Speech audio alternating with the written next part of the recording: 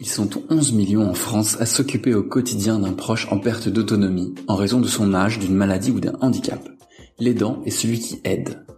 J'aide est le podcast qui donne la parole trop souvent niée aux aidants. Leur vécu et leur ressenti, leur rapport au corps, le leur et celui de l'aider, leur stratégie pour jongler entre vie professionnelle et vie personnelle, autant de thématiques qui seront abordées sans tabou du point de vue des concernés. J'aide est un podcast produit par le collectif Je t'aide, l'association qui porte la voix des aidants. Bonne écoute.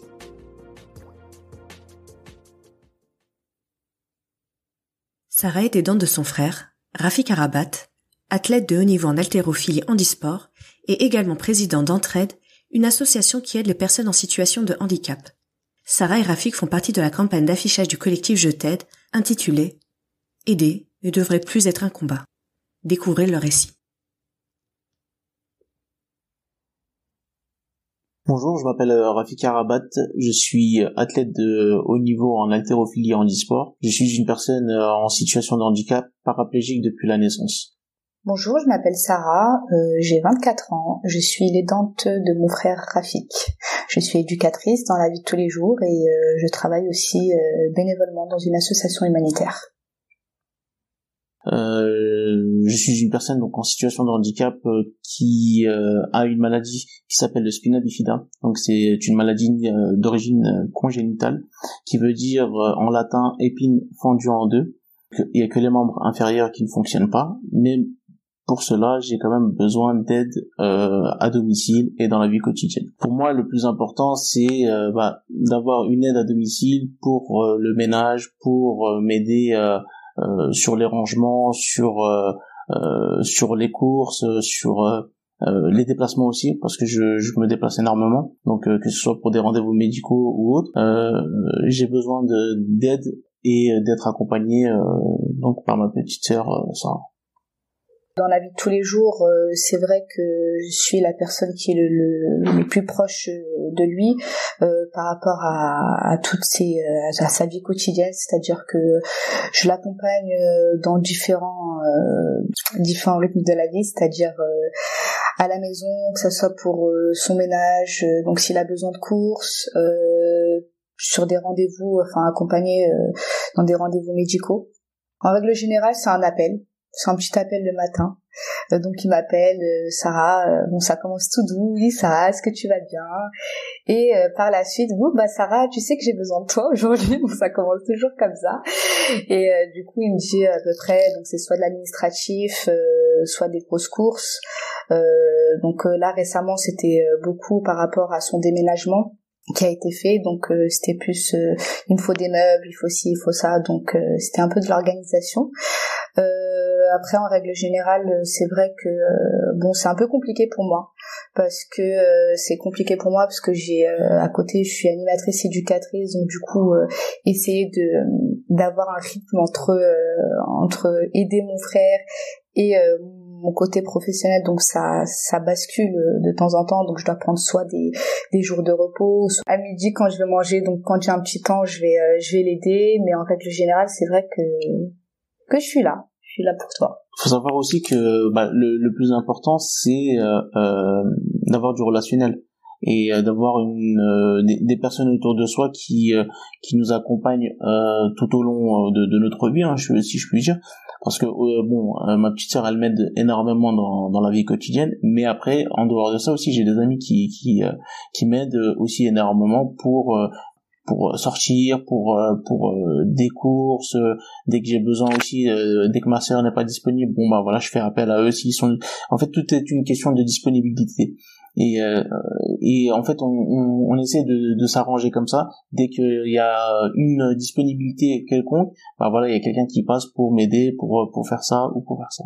Une journée type en soi, il n'y en a pas forcément, tout dépend en fait, je dirais, on vit au jour le jour. C'est au feeling en fait, c'est au feeling parce que il peut y avoir une journée où j'ai pas besoin forcément de qui que ce soit, parce que tout est en ordre, et il y a des jours où je vais avoir besoin d'aide pour le ménage, où je vais avoir besoin d'aide pour la cuisine ou ainsi de suite, ou pour aller à l'hôpital ou autre. Mais en soi, une journée type, c'est un appel le matin, c'est voilà, Sarah, j'ai besoin de ça, ah j'ai faim, Sarah, je peux pas sortir, ramène-moi à manger, ou enfin voilà, ça peut être vraiment quelque chose de simple, mais autant quelque chose de compliqué. Mais tout dépend du jour. Non, mais après voilà, c'est vrai que c'est déjà arrivé aussi que je l'appelle la nuit, pour aller à l'hôpital, pour une urgence, puisque ça peut arriver. Faut savoir que moi, mon handicap, si j'ai souvent des infections au niveau du rein et tout ça, et ça arrive des fois la nuit que je l'appelle ou que j'appelle un autre membre de ma famille pour aller à l'hôpital dans l'urgence, quoi. En tant que personne en situation de handicap, on analyse énormément. Ça veut dire que pour moi, cet appartement-là, je l'ai depuis le mois de décembre. On dit que c'est un appartement qui est accessible pour les personnes en situation de handicap, mais il faut savoir que les appartements sont faits par des personnes valides. Donc eux-mêmes ne sont pas dans le même besoin que moi, dont moi je vais avoir besoin, ne sont pas spécifiés pour la personne. Ça veut dire qu'en fait, une personne qui va construire un logement, elle va faire un logement lambda pour toutes les personnes en situation de handicap. Mais il faut savoir que toute personne en situation de handicap est différente. Donc c'est un peu ça. Là, par exemple, le problème que j'ai actuellement, c'est la rampe d'accès pour arriver jusqu'à mon domicile. En dehors de ça, l'accessibilité. L'accessibilité, c'est hyper important pour nous, parce que si demain je dois me déplacer, parce que ça m'arrive de me déplacer aussi tout seul, de ne pas faire appel à ma sœur, comme elle le prétend depuis tout à l'heure, voilà. Mais c'est vrai que ça peut m'arriver des fois aussi de partir tout seul sur Paris, ou d'aller voir des amis qui habitent dans le secteur, et on se rend compte des problèmes de la vie courante. Un trottoir qui est pas accessible, une voiture qui est mal garée, un bus qui a pas la rampe fonctionnelle, parce que faut savoir que même s'il y a des bus qui sont accessibles, ok, mais des fois elles sont pas fonctionnelles parce qu'il y a une panne ou X. Donc il y a vraiment beaucoup de paramètres, et le plus important quand on est une personne en situation de handicap, c'est savoir s'adapter et pouvoir rebondir derrière. Parce que je vois beaucoup de personnes en situation de handicap qui sont aujourd'hui je dirais pas dans le déni, mais dans la facilité de se dire, bon bah voilà, je ne peux pas aller à cet endroit-là, donc je fais demi-tour. Non, moi, si je ne peux pas aller à cet endroit-là, je vais essayer de savoir pourquoi je ne peux pas y aller, et s'il y a une autre solution pour arriver à cet endroit-là. C'est vrai que c'est compliqué. Moi, je sais que j'ai déjà eu affaire à ce que mon frère m'appelle, me dise Sarah, laisse tomber, je suis en galère dans cette gare, il n'y a pas d'ascenseur pour monter. Donc du coup, il l'a déjà fait d'ailleurs, de prendre des escaliers, de sortir de son fauteuil et de faire marche par marche. Et une personne qui prend son fauteuil. Donc ça, je trouve ça, par exemple, ça aberrant. Ou de prendre même les escalators. Les escalators, non, mais je trouve ça super aberrant qu'aujourd'hui, enfin, on est en France quand même, faut, je sais pas, innover, et je pense que c'est la science, elle a pas évolué en France. Comment ça se fait qu'aujourd'hui dans les gares, il n'y a pas d'accessibilité pour les personnes en situation de handicap? Je sais pas, une personne en situation de handicap sera même de partir à Paris pour aller travailler ou se promener, alors qu'il n'y a pas d'ascenseur, il n'y a pas d'accessibilité. Je trouve ça vraiment aberrant. Et ça me frustre, parce que je me dis, il doit être toujours dépendant de quelqu'un. Il doit être dépendant dans le sens où prendre un taxi, que ça soit moi, ses amis, et ça normalement il devrait pas, parce que en soi c'est quelqu'un qui est quand même autonome, c'est-à-dire qu'il peut sortir seul, il peut se promener, donc il n'a pas forcément besoin qu'il y ait sa sœur ou ses amis, ou voilà, il peut se promener tout seul, mais là il doit être dépendant de quelqu'un, et ça me frustre, parce que je me dis c'est pas une vie, quoi.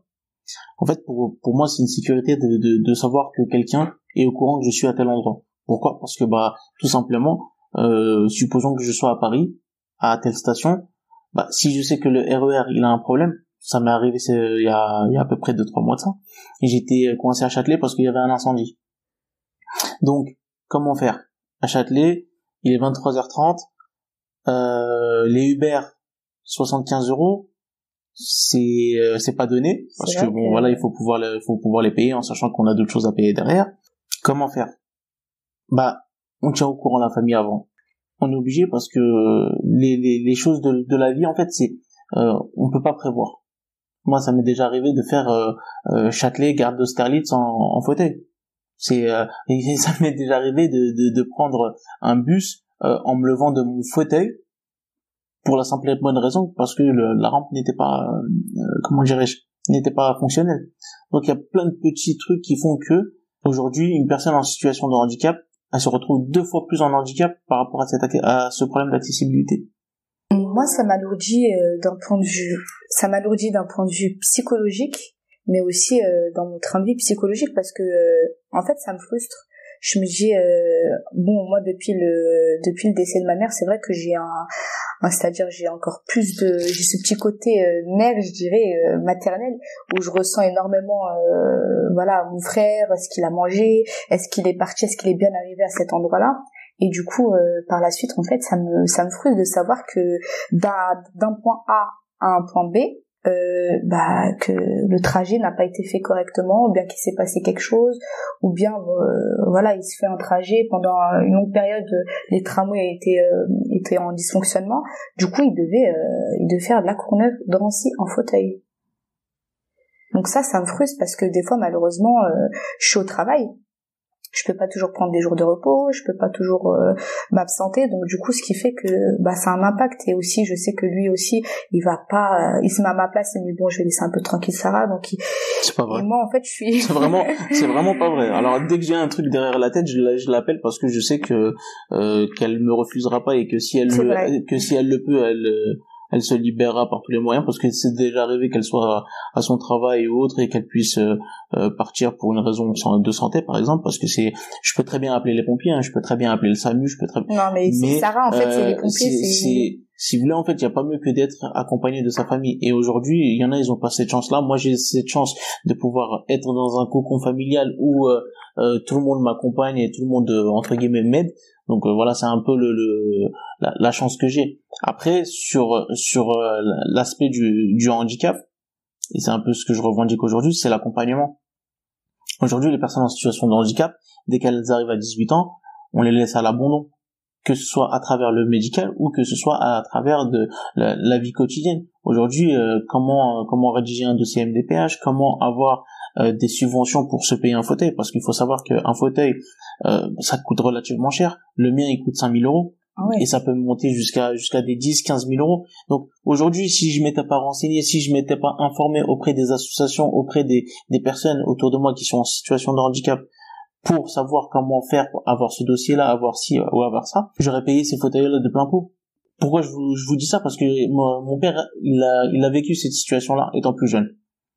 On ne savait pas forcément le côté administratif, on ne connaissait pas vraiment grand-chose, et on s'informait pas aussi non plus, parce qu'on savait pas qu'on avait le droit à ça ou à ça. On s'informait pas et on nous informait pas. Voilà, c'est ça aussi, c'est l'information des deux côtés. Et à un moment donné, on s'est dit, voilà, un appareillage pour ton fils qui coûte 3 000 euros, c'est ton fils, quoi. À un moment donné, est-ce que tu le laisses en galère, est-ce que tu le laisses à ramper par terre, ou est-ce que tu lui payes cet appareillage qui peut l'aider à marcher? Une douche aménagée. Aujourd'hui, les bailleurs sont en capacité de pouvoir faire des douches aménagées pour les personnes en situation de handicap, mais il y en a pas beaucoup qui le savent.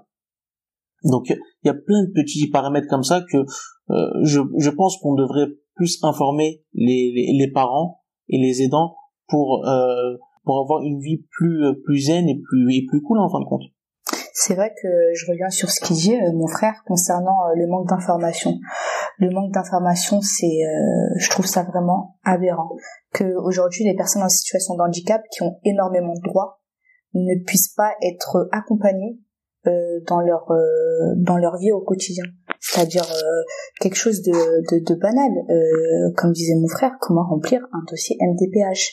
Aujourd'hui, il y a pas mal de familles qui ne savent pas remplir un dossier MDPH et justement qui sont refoulées par le côté administratif. Et ces familles-là partent se réfugier et partent demander de l'aide auprès de mon frère. Donc ça veut dire que donc là ça devient l'aidant aider, mais l'aider qui aide. Donc c'est incroyable. Non mais c'est tout un... Mais après moi c'est un plaisir aussi d'aider parce que j'ai été aidé et je le suis encore aujourd'hui.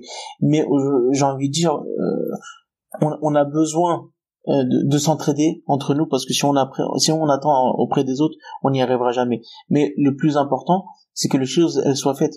Quand on voit aujourd'hui auprès de la MDPH du 93 qu'il y a plus de 2 ans de retard sur les dossiers, c'est juste aberrant. J'ai envie de dire aujourd'hui, moi mon handicap il peut pas attendre. Si demain j'ai besoin d'un fauteuil roulant, je peux pas attendre 2 ans. Si demain j'ai besoin d'un accessoire qui est pour moi, je ne dirais pas vital, mais qui est une facilité dans la vie de tous les jours, je ne peux pas attendre 2 ans. Comme je disais, en tout cas en tant qu'aidante, c'est compliqué dans le sens où, bon, moi je passe mon quotidien à aider dans l'humanitaire, donc on essaie de vraiment venir en aide aux personnes qui vivent dans la précarité, les personnes démunies, aussi dans le monde. Donc récemment on a fait une grande action au Mali et au Maroc auprès des autistes, auprès de personnes en situation de handicap toujours, et donc du coup c'est encore enfin dans mon cocon. Ça relève aussi le personnel, le professionnel, donc toujours autour de l'entraide. Et ça, aujourd'hui, moi, je dirais côté personnel, par rapport à mon frère, aujourd'hui, ce qui serait vraiment un soulagement pour moi, c'est qu'il y ait c'est qu'il y ait vraiment une relève, qu'il y ait un suivi, que je sais qu'aujourd'hui, les aides ménagères existent. Donc, je sais que moi, par exemple, le temps, les 2 heures, 3 heures où je vais venir chez mon frère pour faire le ménage, je sais que certaines personnes, des professionnels, sont aptes à le faire, sachant que mon frère est en situation de handicap. Donc, je pense que déjà ça pourrait m'alléger.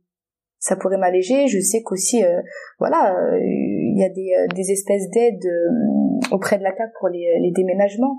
Donc je me suis retrouvée à prendre des camions et prendre tout ce qui était chez mon frère. Et ça, je trouve ça en tant que femme, je trouve ça lourd parce que j'ai plus de vie. En soi, j'ai vraiment plus de vie parce que je me retrouve après. Je pense que j'ai plus de vie. C'est pas une plainte, mais je prends plaisir aussi à faire ça. Je prends vraiment plaisir dans le sens où je reste ton frère, après j'ai envie de te dire. Mais frère ou pas frère, je le fais dans mon quotidien, c'est-à-dire que bien sûr. Je prends vraiment plaisir. C'est-à-dire que c'est ancré en moi. Et ça, on a beau dire, oui, mais Sarah, faut que tu te calmes un peu. J'ai déjà fait un burn-out, mais en fait, c'est plus fort que moi, je me relève rapidement. Je dis ça parce que dernièrement, je l'ai grondé. Mais je me dis, ces personnes-là, ils ont besoin d'aide. Mais si tout le monde est fatigué, qui va les aider, en fait? Et mon quotidien, ma journée peut se terminer, elle peut commencer à 8 heures et se terminer à 3 heures du matin. Ça peut être lourd parce que on n'a pas de repos. On n'a pas de repos et on se dit, mais on a nos copines qui sont là autour d'un petit verre sur Paris. Et nous, on se voit en train d'aider, mais c'est vrai que des fois, je me dis, mais j'ai pas une vie comme tout le monde.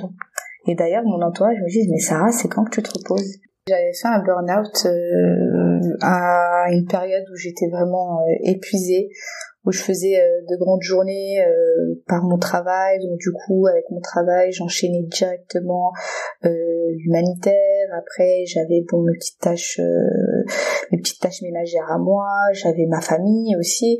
Donc du coup, c'était sur du long terme, en fait, c'était quelque chose qui était lourd. Et quand je me suis aperçue, je me suis dit mais c'est pas possible et j'arrivais plus justement à rester au travail, c'est-à-dire avec en forme. J'étais vraiment toujours nerveuse, et du coup je me suis dit non mais c'est pas possible, jusqu'au jour où je suis tombée dans les pommes au travail. Donc du coup là on m'a dit que voilà, fallait du repos, que j'étais vraiment j'étais trop épuisée. Le labyrinthe administratif, malheureusement, moi, ça me pose énormément de problèmes pour la simple et bonne raison que il faut du temps. Il faut du temps, il faut de la disponibilité. Et du coup, ça, je l'ai pas forcément.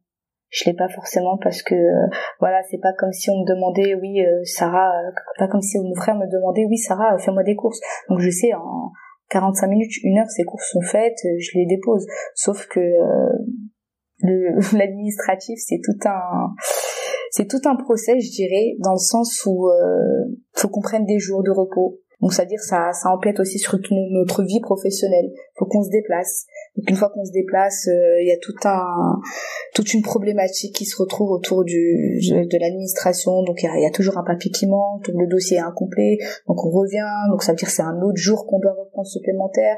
Donc on repart côté administratif. Il y a quelques jours, je suis partie aux impôts justement pour... J'allais te poser la question. On est où mes impôts?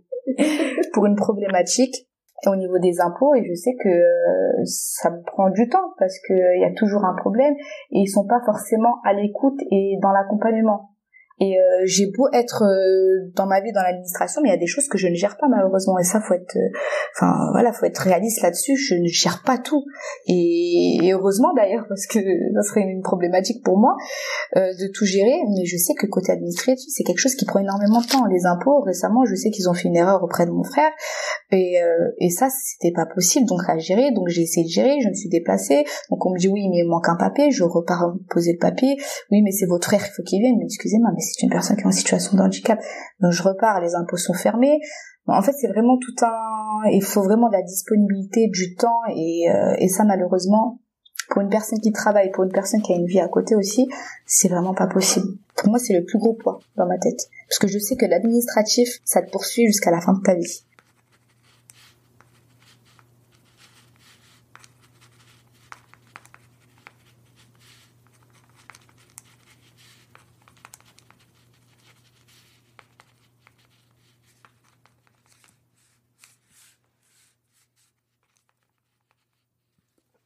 Aujourd'hui, j'ai pas forcément eu les informations pour m'aider, moi.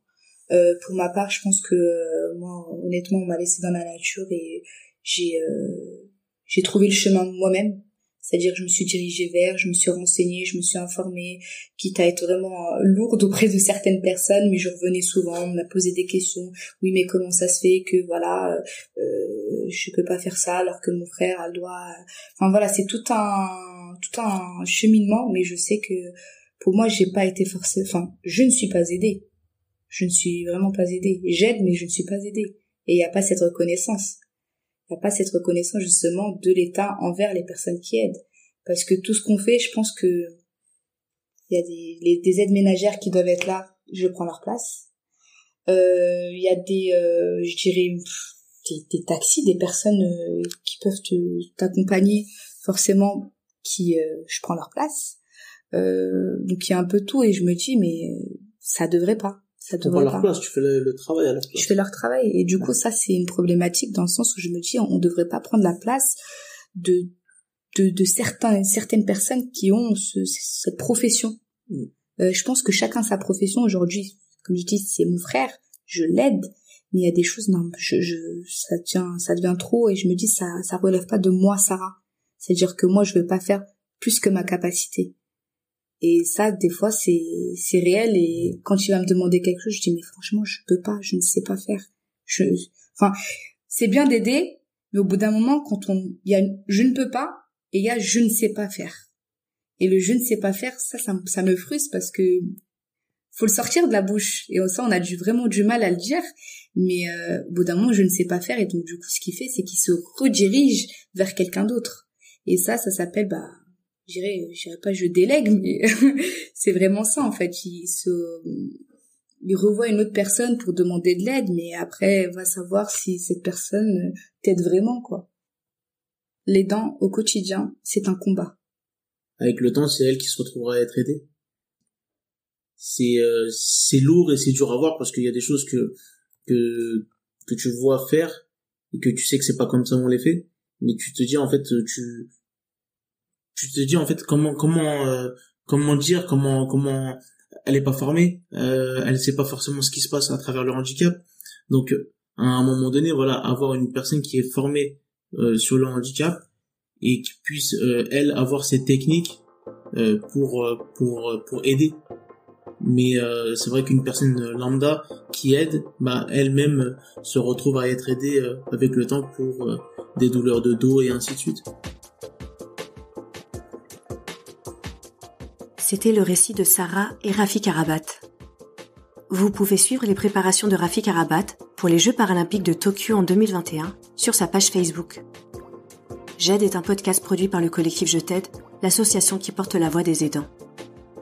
Vous pouvez soutenir J'aide en nous ajoutant 5 étoiles sur les plateformes de streaming. N'hésitez pas également à nous rejoindre sur les réseaux sociaux et sur notre site internet associationjet'aide.org.